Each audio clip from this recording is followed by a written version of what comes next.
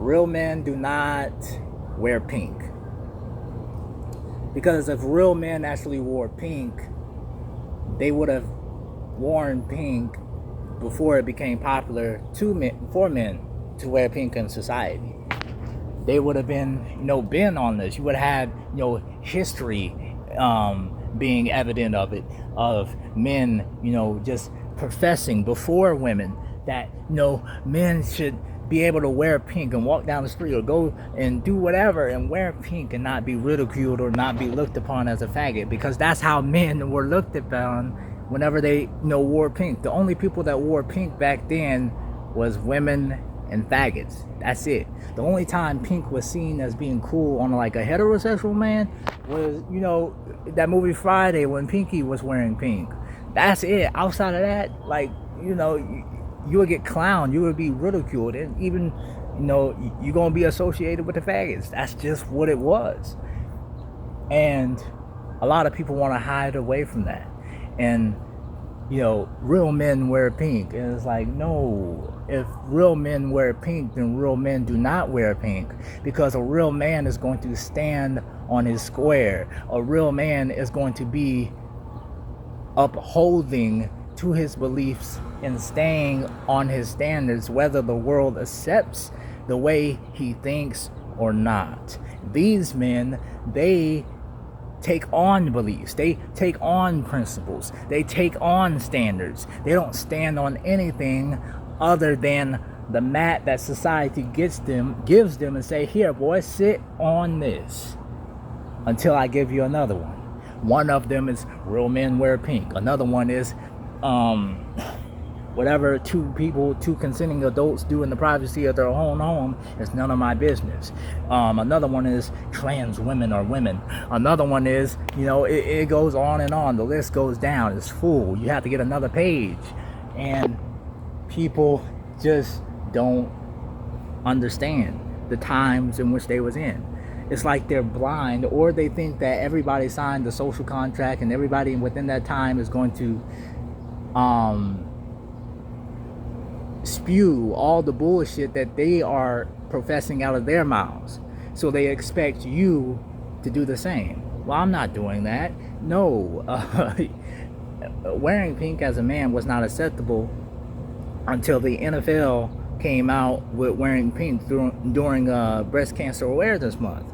And then even then, it wasn't acceptable for a man to wear pink outside of that, meaning only the athletes could wear it. If you weren't an athlete wearing pink, like, man, this fucker is weird. Like, what the fuck is wrong with this guy? You'll be like Kanye complaining now about, how, he was ridiculed and looked upon as a faggot because he wore pink, because that's actually the history thereof. He's actually a real man that held to the belief and had, real men's, actually wear pink, because he actually lived by it before that real men wear pink was popularized by society. But a lot of people who wear pink nowadays are not standing in that same state of mind and state of being that Kanye West was in and is now. They go along with society. Oh, if it doesn't hurt anyone, why are you against it? These are the same people that are shaming older men going after younger women. If it doesn't hurt anyone, why are you against it? And it's not unnatural. You see, these people just take on the beliefs of whatever society gives them. They say, here, boy, sit down. And they sit until somebody else says, here, boy, sit down, try this. And they try it. And they run with it until the next thing comes in which they need to stand upon, because they don't stand for anything. These will be the people that will be saying trans women are women, and these will be the people that are, talking against men being in women's sports, not because they see the error in their ways, but because it's popular to do so. That's the only reason they're doing it.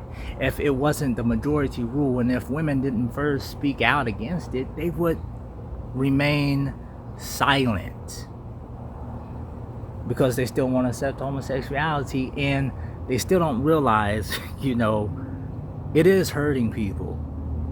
It's a direct result. all these men being in women's sports and women's spaces is a direct result from homosexuality being accepted within society.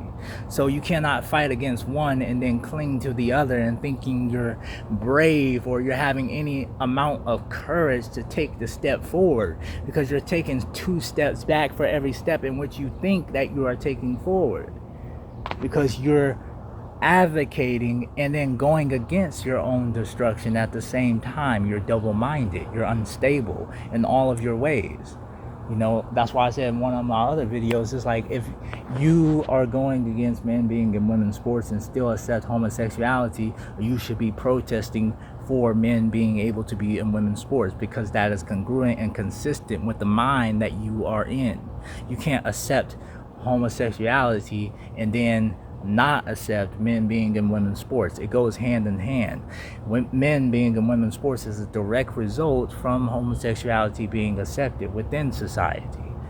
So it's like these people have no principles, no character, no anything to stand upon. And whatever society says for them to stand on, that's what they stand on. And these are the weak men a lot of people complain about, but they're strong within your society. These are the people that are given the title of a strong man within your society. These are the strong men. These are the men who are leading your society. These are the men that many people say are dangerous, in which they are, because they stand for anything.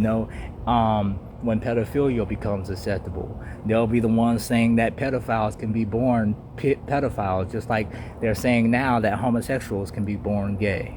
But anyways, I rest my case. You already know the men who are professing who are not. Because they have never been until they was given to be. Meaning these people didn't start wearing pink because they actually believed that men should be able to wear pink and not to be, attack on their manhood. No, they wear pink because it's now acceptable to wear pink, and real men wear pink.